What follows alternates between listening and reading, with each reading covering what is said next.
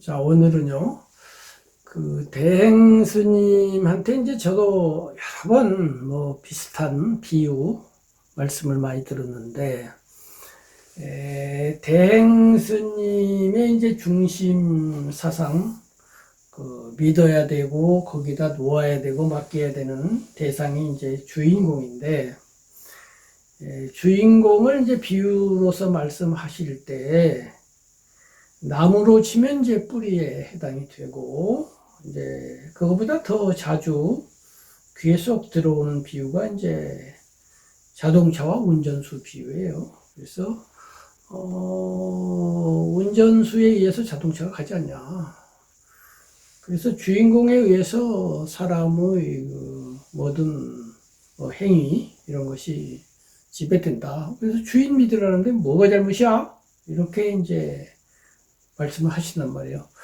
얼핏 들으면 멋진 비유인데 이런 느낌 들거든요. 이것이 이제 법사님 입장에서는 멋지지 않다, 말도 안 된다 이런 얘기인데 뭐가 말이 안 됩니까?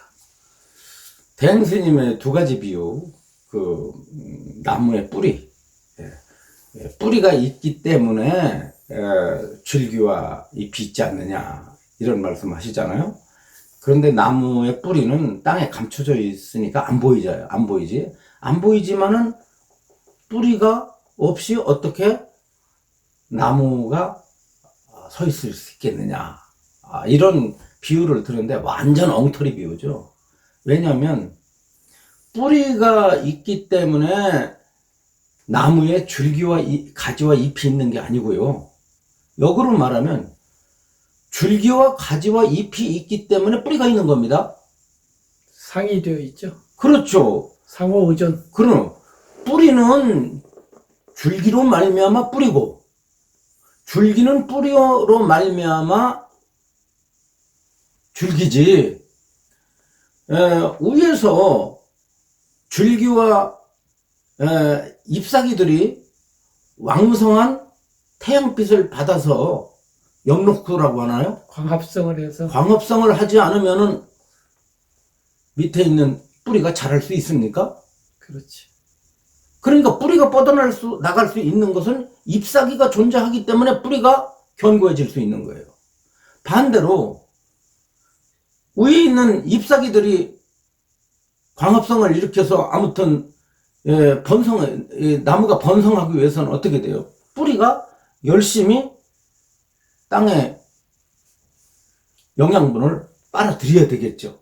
그렇다고 한다면 우리 중생의 몸과 마음은 선후 개념이 아니고 뿌리와 줄기의 개념이 아닙니다. 될 수가 없어요. 네. 이것이 부처님께서 설법하신 연기성 아닙니까? 연기성은 이것으로 말미암아 저것이 있고 저것으로 말미암아 이것이 있지 않습니까? 그렇잖아요. 그러니까 먼저 뿌리가 있어야만이 줄기와 잎이 있다? 줄기와 잎이 동시적인 거죠. 자, 뿌리와 줄기는 동시적인 겁니다. 예. 뿌리가 먼저 내리고 나서 줄기가 뻗는 것도 아니고, 줄기가 먼저 뻗고 나서 뿌리가 내리는 게 아니잖아요. 그렇기 때문에 대행스의 비유는 나무의 나무가 자기의 뿌리를 믿듯이 보이지 않는 자기의 뿌리인 주인공을 믿어야 된다. 이것은 비유도 엉터리고요. 그건 그냥 생각 없이 들으면 그럴듯하지만 전혀 성립이 안 됩니다. 그래서 이제 조금 더 생각을 해보면, 이제 일반적인 상식으로 보면 이제 뿌리가 생기기 전에 이제 씨앗이 있잖아요. 네. 씨앗이 땅에 떨어져요. 그리고 뿌리가 먼저 생기고 솟아오르는 것으로 보인단 말이에요. 그러니까 순서적으로 보면 뿌리가 먼저인 것 같은 것이 이제 상식으로 이렇게 모든 사람이 생각을 해요. 그러니까 그 말이 이제 그럴듯하게 들리는 건데, 이제 뿌리와 기타 등등, 줄기만이 아니라 이제 뿌리 아닌 것들을 다 합쳐서 기타라고 하자고요. 줄기에서부터 가지에서부터 잎에서부터 열매에서부터 씨앗까지. 그럼 뿌리와 기타 등등이 이제 연기, 즉 상호 의존, 사리프타 존자의 비유로 치면 갈대 두 단이 서로 의지해서 서 있는 것 같은. 그런데 이번에는 이제 씨앗과 나무가 되기 전 씨앗과 나무가 또 그렇게 상호 의존되어 있는 거예요. 사실은 알고 보면 지금 나무만 갖고 얘기하니까 그렇지, 나무가 씨앗과 의존해 있을 뿐 아니라 이번에는 나무와 땅이 의존되어 있고, 땅을 비롯한 공기라든가 비라든가 수분이라든가 하는 나무 아닌 것들과 또 이렇게 의존되어 있어요. 그래서 이 의존성을 계속 확장해 나가면 그 유명한 인드라망 화엄경의 비유처럼 전 우주 법계가 끊임없이 그렇게 중중무진으로 서로 상호 의존되어 있다, 이렇게까지 나가는 거예요. 그래서 전 우주 중에서 딱 멈춰가지고 혼자만 나 잘났다, 나는 연기하고 관계없이 혼자 살 거야, 이렇게 하는 놈은 없고, 뭐 그것이 생명체든 무생명체든 사람이든 공기든 허공이든 간에 하나도 예외 없이 중중무진 상호의존, 상호연기 이렇게 돼 있다 이 말이죠. 그래서 얼핏 보기에는 운전수와 자동차에서도 운전수가 사람이니까 중요하고 자동차는 덜 중요한 것 같고, 또 뿌리가 먼저 생긴 것도 같고 더 중요한 것 같기도 하고, 그러나 더 중요할 수도 있어요. 예를 들면 학교에 가면 교사가 학생보다 중요한 것 같기는 하지만, 설사 중요하다고 하더라도, 대통령이 국민보다 중요하다 하더라도 국민이 있으니 대통령이 있고, 대통령이 있으니 국민이 있고, 국민이 있으니 국가가 있고, 국가가 있으니 국민이 있어서 상호 의존되어 있다는 것으로부터는 한 발자국도 벗어날 수 없고, 이러한 우주적 법칙을 깨달으시고 거기서부터 아주 속 시원한 무아로서의 해탈, 모든 집착을 확 벗어버리는 이러한 신천지를 여신 것이 부처님인데, 이 생각이 짧고 연기법을 모르고 불법의 핵심을 이해 못하는 분들이 주인공이든 뭐든 진화든 이런 걸 세워놓고 아름다운 집착도 집착인데 아름다운 집착을 하는 것 같아 안타깝습니다. 그 대행스님의 비유 가운데 하나가 뭐냐면 그 수박씨 비유예요. 전자에 수박씨가 있기 때문에 현재 수박이라고 하는 수박이 열렸으니까 전자의 씨앗을 믿어야 된다, 이런 뜻이거든요. 그런데 수박이 열리게 되기까지는 우리가 씨앗으로 볼 땐 씨앗이 주체가 되지만, 주체가 될 수 없는 게 수박이라고 하는 것을 과연 씨앗을 주로 삼을 수도 있고, 땅을 주로 삼을 수가 있어요. 또 농부를 주로 삼을 수가 있고, 태양을 중심으로 삼을 수가 있어요. 그러면 수박이라고 하는 것이 열리게 되기까지, 수박씨라는 것은 수박이 열리게 되는, 수박이라고 하는 그 과일은 아니지만 수박이 한 통이 열리게 되기까지 하나의 조건이에요. 그냥 수박씨도. 그렇지 않습니까? 그러면 다 중요합니다. 수박씨만큼 중요한 것이 농부고 태양이고 땅이고 그래요. 그래서 평등하다고 보는 거죠. 연기의 세계는 평등하다고 하는 것은 중심이 되고 주체가 될 수 있는 부분이 없어요.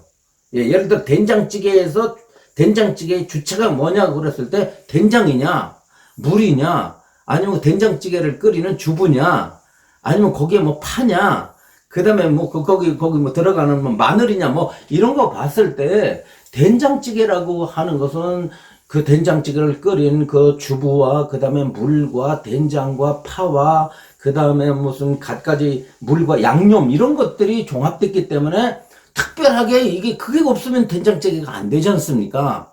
그렇기 때문에 된장찌개를 구성하고 있는 모든 요소들은 평등하다고 보는 거거든요. 그래서 연기의 세계가 평등하다고 하는 것은 중심이 되는 주체가 없다는 뜻이에요.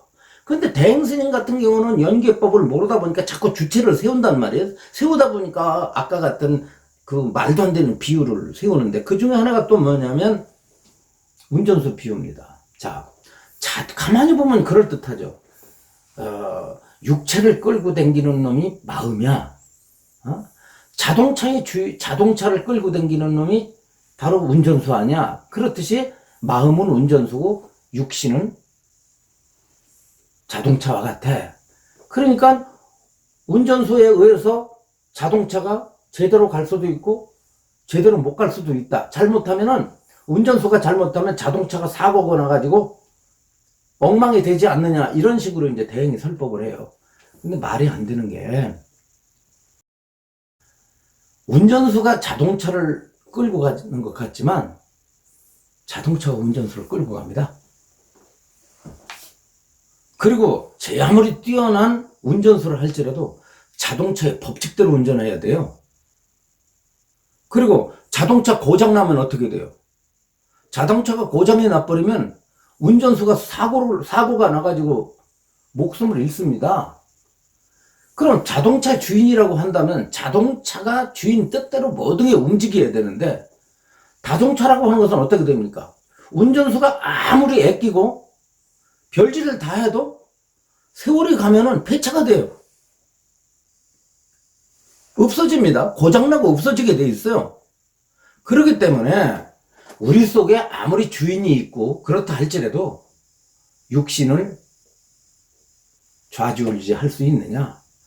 예를 들어서 마음이 말이야, 손을 올리고 싶을 때 뭐 우리의 손은 올려질 수 있고, 걸어가고 싶을 때 걸어갈 수도 있고, 뭐 어떤 행동을 할 수 있지만, 김 선생님, 주인공 있어가지고 주인공한테 한번 명령을 해보시죠.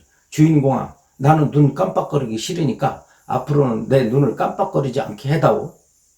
불가능합니다. 지금 내 심장을 움직이고 있는데 내가 운전수니까 심장을 움직이지 않게 할 수 있다? 그럼 내가 내 마음이 심장아 잠시 5분만 10분만 쉬었다가 뛰거라. 우리가 지금 소화활동을 하고 해서 계속 움직이고 있는데 이 움직이고 있는 우리를 멈추게 할 수 있다? 없습니다. 더구나 우리 세포 하나하나는 지금 신진대사를 계속해서 실수 없이 하고 있는데 우리들의 마음이 신진대사를 멈추게 해달라고 해서 육신이 말을 듣습니까? 주인의 말을 절대 자동차는 듣지 않습니다. 운전까지는 할 수 있을지 몰라도 자동차 자체를 운전수 마음대로 수명을 늘릴 수 있다거나 고장이 나게 돼 있는 것을 고장을 못 나게 할 수가 없어요. 또 운전수가 아무리 뛰어나다 할지라도 자동차의 작동 원리에 의해서 운전수도 운전할 수밖에 없습니다. 이 얘기는 무슨 뜻이냐면, 일단 운전수가 자동차에 올라갔으면 자동차로 움직이게 하는 하나의 기능밖에 안 돼요. 주인이 아닙니다. 내가 자동차를 갖다가 돈 주고 샀고 내가 운전하고 댕기니까, 운전하고 싶을 때 운전하고 댕기니까 자동차 주인은 나라고 이렇게 얘기할 수는 있으나, 대행스님 논리대로 자동차가 주인 마음대로 처음부터 끝까지 관리되고 유지되느냐, 천만의 말씀이죠. 다시 말하면 아무리 뛰어난 운전수를 할지라도 자동차에 올라가면 자동차의 시스템대로 운전해야 된다라고 하는 것은, 이것은 누구도 자유롭지 못하다. 다시 말하면 우리의 마음도 육체의 지배를 받을 수밖에 없다.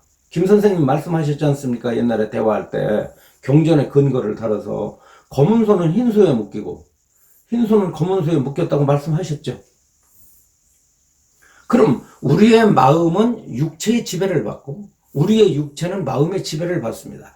여기에 선언은 없어요. 어떤 것이 더 주인이 되고 어떤 것이 객이 될 수 없습니다. 마음은 주인이고 몸이 무슨 종이라든가, 몸이 주인이고 마음이 종이라든가, 이런 것은 조금만 우리가 합리적인 사유를 할 줄 아는 사람은 그런 비유를 못해요. 그런데 대행스님은 사유력이 부족하기 때문에 그냥 쏟아나오는 대로 그럴듯해. 지각이 없는 신도들이 들을 땐, 이야, 그럴듯하네?